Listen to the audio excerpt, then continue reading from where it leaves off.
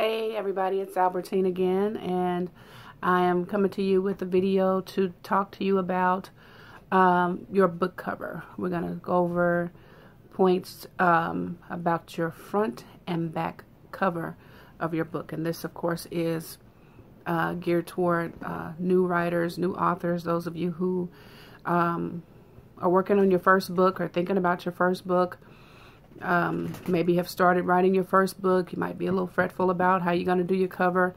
The first thing I would say to you is it'll come to you. If you don't already have an idea of what you want on your cover, as you work on your book, it'll come to you. You know what you want. You'll begin to see. You'll be able to envision what you want your cover to be. So we'll just do very basic coverage of your book cover, front and back. So what is on your book cover? First of all, you need to understand about your book cover. It is I would give you two words, and those two words would be curb appeal. When you think about curb appeal, you think about someone trying to buy a house, or no, trying to sell a house. We'll go for someone who's trying to sell a house. Curb appeal becomes very important to you if you're trying to sell your home, because people will be drawn to a house that has good curb appeal. What am I saying about curb appeal? The grass is neat, it's cut. The house is not in desperate need of a paint job. Bushes are trimmed. If they're flower bushes or greenery bushes, all of those things are trimmed and neatly kept. If you're trying to draw potential buyers to your home, you are making sure that you are making an investment in the outside of the home as well, because it doesn't matter how beautiful the home might be on the inside. If a potential buyer is turned off by what's happening on the outside, they'll never care what's happening on the inside. They'll try and look for a house that promises beauty on the inside and also gives them beauty on the outside. So when you think about that as far as selling a home, think about that for your book cover. Your book cover has to be has to have good curb appeal. So your cover has to be well thought out. I use the example in my book, Self-Publishing Tips from Cover to Cover, that for my book, Intimate Things, Poems of Love, About Love, and To Love, that when you look at that book cover, you get an idea of what that book is about. When you look at the color and how soft it is, and then you can see there's a rose in the background, and it's just the whole initial look of the cover is very romantic. So just looking at the cover itself, just the presentation of the cover, you understand you're probably getting ready to, you're looking at a book that has something to do with romance or love. Intimate Things, your title is going to give potential readers a broad stroke of what is on the inside of the book. So if you look at the title of the book, so first you're looking at a cover that just speaks romance, something about romance, whether it's a love story, romantic poetry, or some type of intimate secrets being shared or something like that. Some type of maybe stories of rendezvous. Your mind is going to go into a certain direction just from looking at the cover. And then when you see the title of the book, Intimate Things, then that confirms what the artwork tells you. Intimate Things. So your mind is continuing to go in that direction. But still, with Intimate Things, just the title alone, it still could be anything. It could be a love story. It could be a story of sexual encounters. It could be secrets, you know, different. It could be a collection of stories, you know, people sharing secrets of an intimate nature. So that title alone still leaves the reader, still leaves the reader with any number of things that the book could be about. But at least it does, even in and of itself, it does agree with what the artwork says. And then under your title, then you have your subtitle. Your subtitle is a little bit more of a definition of what your title is, and it gives the reader a little bit more just from that. The first two lines, title and subtitle, gives the reader that much more information about what's on the inside of the book. So the title of the book is Intimate Things. The subtitle is Poems of Love, About Love, and To Love. So that first word in the subtitle, poems. Okay, this is a book of poems. Intimate Things. So from the artwork to the title to the first word of the subtitle, this is a book of romantic poetry. This is a book of poems that are written to love or written about love, poems that are written of love. So, from the title, subtitle, and artwork, you have a complete understanding of what's on the inside of that book. Romantic poetry, poems about love. And it is poetry. It's not a story. It's not short stories. It's not a romance novel or anything like that. You know exactly what you're getting. So that's what you want your artwork, your title, and your subtitle to all come into agreement to tell the potential readers what they are looking at when they look at your book. If a person doesn't like poetry at all, your cover just let them know, okay, you can keep moving. This isn't for you. And that's fine. Nobody reads. Well, I don't say nobody. I don't know everybody. But you're not, how often do you think you would run into a person who reads everything? Some people read a whole lot of different types of books, but you understand what I'm saying? Most people have their favorites. So for someone who doesn't care for romantic readings, they'll know from your cover, this is not my genre. For someone who doesn't like poetry, they'll know this is not something I'm interested in. But for someone who's drawn to romantic writings, drawn to poetry, your cover gives them everything they need to know. Even if they are a person who loves romance novels but not care too much for poetry, that cover has already told them what's on the inside of that book. And then, of course, the name of the author, you, is also on the front of your book. I like the way, I can't think of the man's name, but he's the man who created Smashwords. The way he put it is, your book cover makes a promise. And what that promise is, when the people look at your cover, you're promising them what's going to be on the inside of that book. So don't make them a promise on your book cover, and then when they get the book based on the cover, the promise you made them on the cover, and then they open your book after they purchased it and find out you lied to them.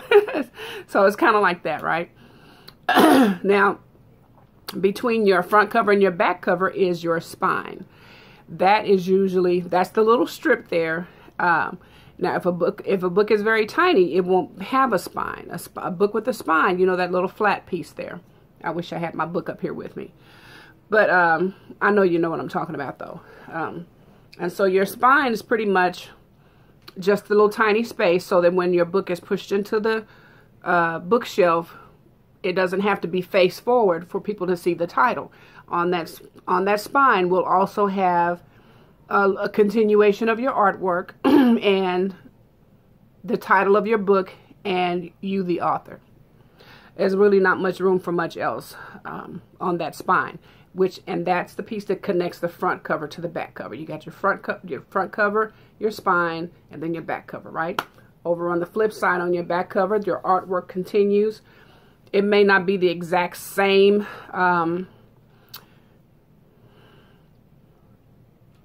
the word just slipped. I want to say figure, but it's not figure. But anyway, it may not be the same picture of, or, you know, but it will be a continuation. Just say, for instance, if the front art cover is the picture of the front of a house. And so when I say that your back cover will be a continuation, it may be the back of the house. You know what I mean? So something like that. It won't be something way out that totally has nothing to do with the back cover, because all of this is telling a story about what's on the inside of the book. It's all coming together to make a promise. So one thing that'll be needed for your back cover is your blurb. It's going to be a short paragraph that gives people a short synopsis of what the book is about. A little preview, if you would. A little summary. So this is something that also, I hope I don't sneeze. I feel like I'm about to sneeze. It also is something that could be used if you get speaking engagements as an author to come and talk, you know. And this is common. Once you write a book and people get wind that you've written a book, then that's an automatic invitation sometimes to come and speak, because by writing a book, you've let people know that you have something to say. And so somebody's going to want to hear what you have to say. And it may be on the subject of the book that you've written. It may be to talk about your experience as a writer, or any number of things, okay? Maybe share your testimony of how the journey of you writing your book. Writing a book and publishing a book is usually a surefire way to start getting invitations to speak on something. So you want to keep that in mind. And I'll talk about that in another video in a little bit more detail. But that blurb is a short little paragraph that kind of summarizes what the book is about. You can also use that little piece of information on, like if you are going somewhere to speak, or if you are having a book signing or something, or some little short form of advertisement. Like if you go, when you start to use your social media platforms to advertise sales for the book, that little book blurb becomes the little paragraph that you use to let people know what the book is about. This is not the place where you would put the entire introduction, which is on the inside cover, but it's just a little short paragraph to give people a heads up of what the book is about. So that's your blurb on the back. So it's only going to take up a small amount of space. It's usually at the top of the book, the back book cover.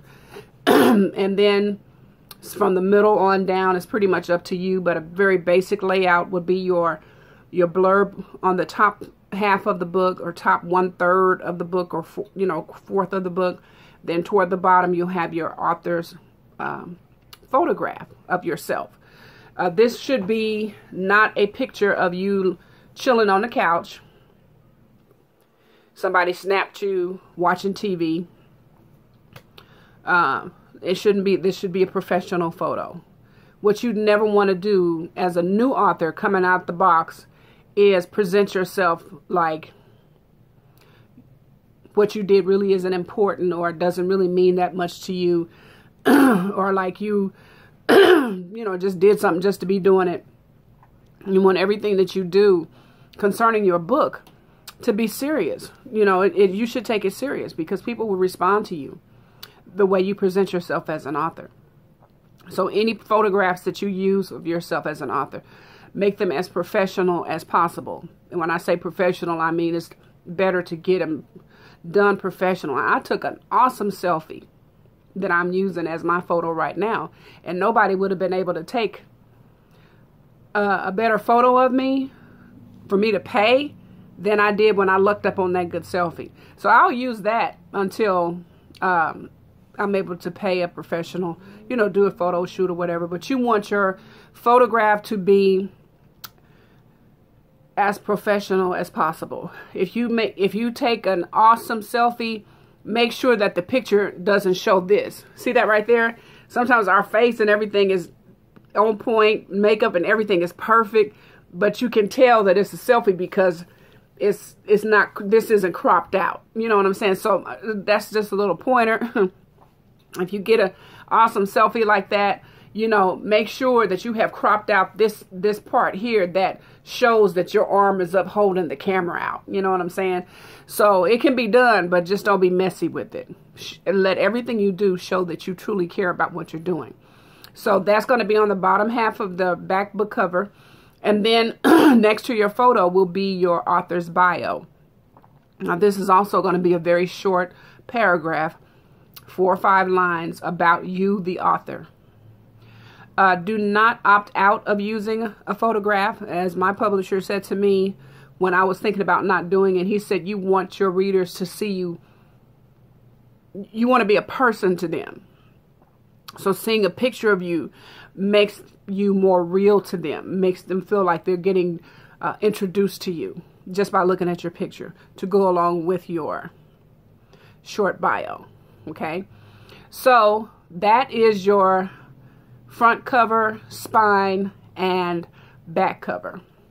The last thing I want to talk about that's going to be on your back cover is your ISBN number. I, S as in Sam, B as in boy, N as in Nancy.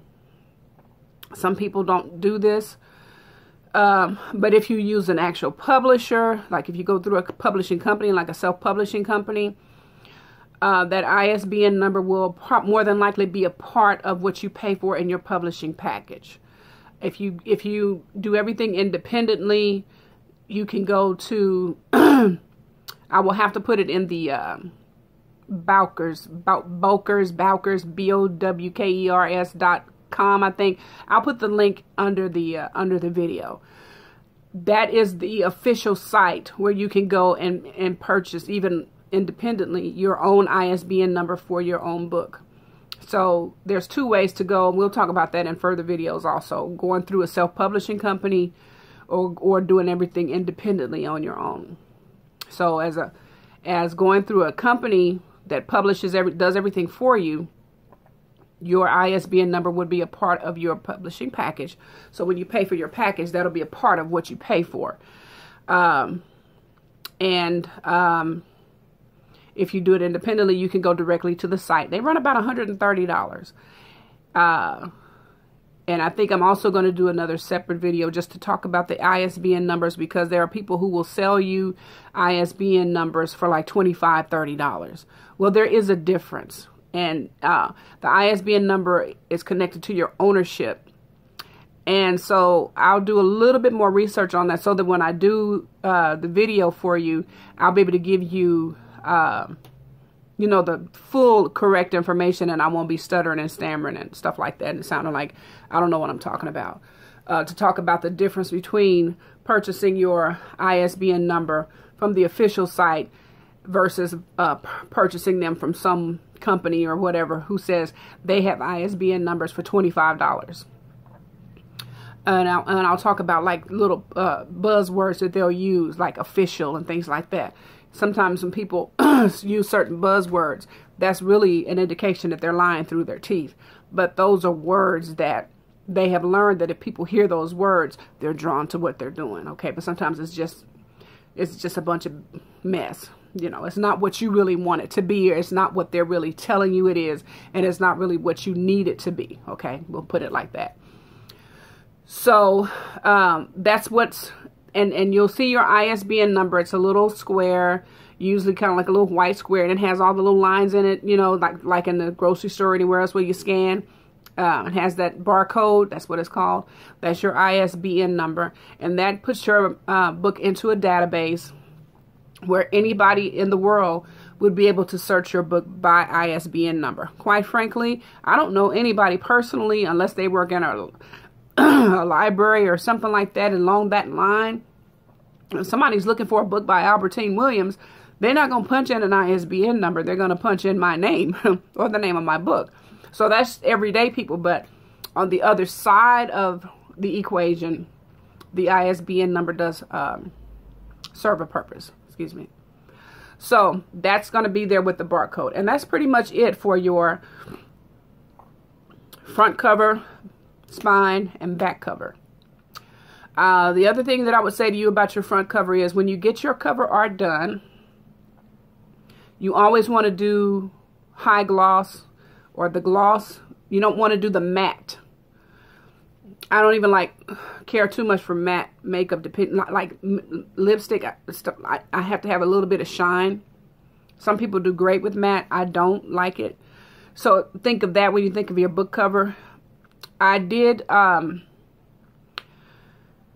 had purchased a book by a local author who did not use the gloss on his cover.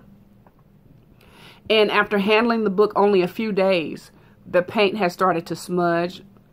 And it literally just from me handling it, I guess natural oils from your skin, from your fingertips, you know, touching it, the cover just started to fade, you know, and the ink was showing up on my fingertips and stuff. And I said, okay, he went the cheap route because when I went through my publisher, the package was high gloss was extra, like $100 extra, was $150 extra, and that was back in 2008 and 2009.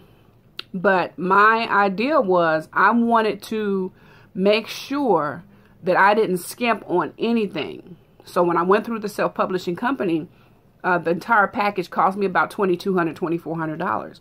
But I don't regret spending a penny of it, because when I hold my book in my hand, I don't have to think about, I should have did this. Oh, I thought I was going to do it, but I decided not to because it costs too much money. No, if you're going to be self-published, that's something you're going to have to be prepared for, is to spend money. Okay?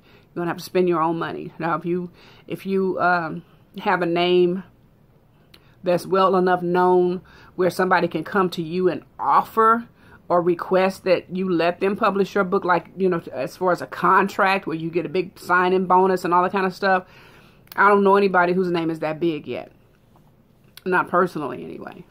You know, you're talking about people like Steve Harvey, the radio host D.L. Hughley, Bishop T.D. Jakes, people like that that are whose names are known around the world. You know, they can be approached by, you know, the large publishing houses, because they already have such a following that those people can invest money in them up front, because they know that by the simple fact that they have so many millions of followers, they're going to get that bonus money back and then some. Okay, so we're self-published authors. We're not that yet, you know. So that's why it's important to understand you're going to spend money. So anybody who comes along and tells you that you're not going to spend any, you can't spend a lot less. I've learned that you can spend a lot less, but in order to spend a lot less, you have to increase your knowledge of doing things and knowing how to do things, or how to get things done for the least amount of money, but you're going to pay. Okay.